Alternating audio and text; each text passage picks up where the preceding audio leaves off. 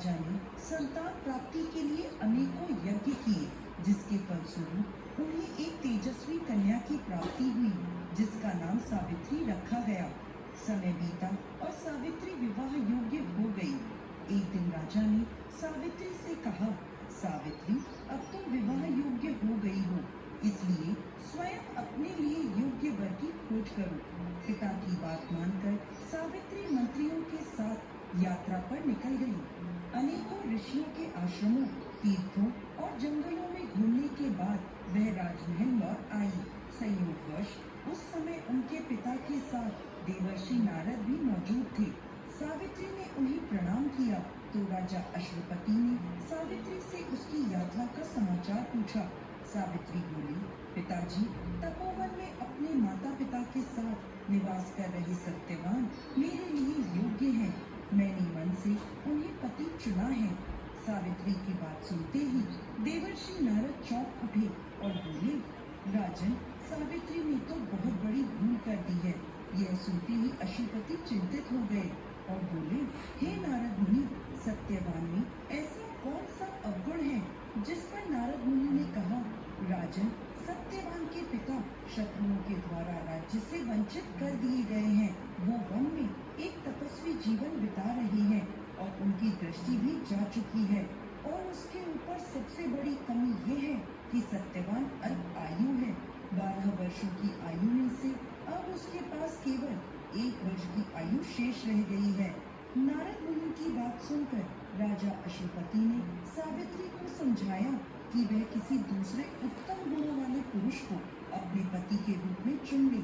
सावित्री बोली, पिताजी, नारी अपने जीवन में केवल एक ही पति का वरण करती है। अब चाहे जो भी हो, मैं किसी और को अपने पति के रूप में स्वीकार नहीं कर सकती। पुत्री की हट के आगे पिता विवश हो गए और सावित्री का सत्यवान के साथ पूरे विधि विधान से विवाह कर दिया गया। विवाह के पश्चात सावित्री अपने पति और सास ससुर के साथ वन में रहने लगी। समय के साथ सावित्री के मन का भय बढ़ता जा रहा था। नारद मुनि के कहे अनुसार अब उसके पति की आयु के मात्र 4 दिन बाकी थे। सावित्री ने 3 दिन पहले से व्रत रखना प्रारंभ कर दिया। अंततः सत्यवान की मृत्यु का निश्चित 4था दिन भी आ गया। सत्यवान लकड़ियां लेने वन को जाने लगा तो सावित्री बोली, मैं भी आपके साथ वन में चलूंगी। सत्यवान के मना करने पर भी वह सास ससुर की आज्ञा देकर उसके साथ चली गई। वन में सत्यवान जैसे ही लकड़ियां काटने के लिए पेड़ पर चढ़ा तो उसके सर में पीड़ा शुरू हो गई। वह पेड़ से उतर गया। सावित्री समझ गई उसके पति का अंतिम समय निकट है। उसने अपने पति का सर अपनी गोद में रख दिया। लेटते ही सत्यवान अचेत हो गया। सावित्री चुपचाप आंसू बहाती ईश्वर से प्रार्थना करने लगी। तभी उसे लाल वस्त्र पहने एक पुरुष आता दिखाई दिया। वह साक्षात यमराज थे। सावित्री बोली, महाराज, आप कौन हैं? यमराज ने उत्तर दिया, सावित्री, मैं यम हूँ और तुम्हारे पति के प्राण हरने आया हूँ। सावित्री आगे बोली, प्रभु, सांसारिक प्राणियों को लेने तो आपके दूत आते हैं, फिर आज आप स्वयं क्यों आए? यमराज बोले, सत्यवान एक धर्मात्मा तथा गुणों का सागर है। मेरे दूत इन्हें ले जाने के लिए योग्य नहीं है, इसलिए मुझे स्वयं यहाँ आना पड़ा।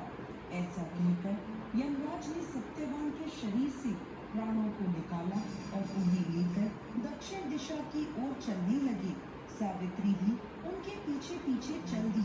सावित्री को अपने पीछे आता देख यमराज बोले, तुम मेरे पीछे कहाँ आ रही हो? सावित्री बोली, मेरे पति जहाँ जाएंगे मैं वहीं जाऊंगी, ये मेरा धर्म है। यमराज के बहुत समझाने पर भी सावित्री नहीं मानी। उसके पतिव्रता धर्म की निष्ठा को देखकर यमराज बोले, तुम अपने पति के बदले कोई भी वरदान मांग लो। सावित्री ने अपनी दृष्टिहीन सास ससुर की आंखें मांग ली। यमराज ने तथास्तु कहा और आगे चले। सावित्री फिर उनके पीछे पीछे चल दी। तब यमराज ने सावित्री से कहा, एक वर और मांग लो। सावित्री ने अपने सास ससुर के राज्य को वर के रूप में मांग लिया और यमराज ने तथास्तु कह दिया। फिर वह आगे चले। सावित्री फिर भी उनके पीछे चलने लगी। अब यमराज बोले, चलो एक वर और मांग लो। तब सावित्री ने अपने पिता के लिए 100 पुत्रों का वरदान मांगा। यमराज ने उसे तथास्तु कहकर वापस लौटने को कहा, लेकिन सावित्री नहीं मानी, फिर उनके पीछे चल दी। यमराज बोले, सावित्री, तुम मुझसे अपने पति के प्राणों के अलावा कोई भी वरदान मांग लो, यह आखिरी वर होगा। तब सावित्री ने वर मांगा कि उसे सत्यवान से 100 पुत्र प्राप्त हो।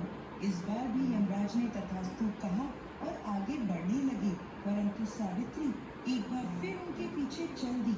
यमराज बोले, मैंने तुम्हारे मांगे हुए सभी मनवांछित वर तुम्हें दे दिए, अब तुम मेरे पीछे क्यों आ रही हो? तो सावित्री बोली, महाराज, आपने मुझे सत्यवान से 100 यशस्वी पुत्रों का वरदान दिया है, और सत्यवान के बिना पुत्र कैसे संभव होंगे? ऐसा कहकर सावित्री ने यमराज को उलझन में डाल दिया। तब यमराज बोले, सावित्री, मैं तुम्हारे पतिव्रता धर्म से अति प्रसन्न होकर सत्यवान के प्राणों को छोड़ रहा हूँ। साथ ही साथ तुम्हें आशीर्वाद देता हूँ कि तुम्हारी यह कहानी युगों युगों तक सुनाई जाएगी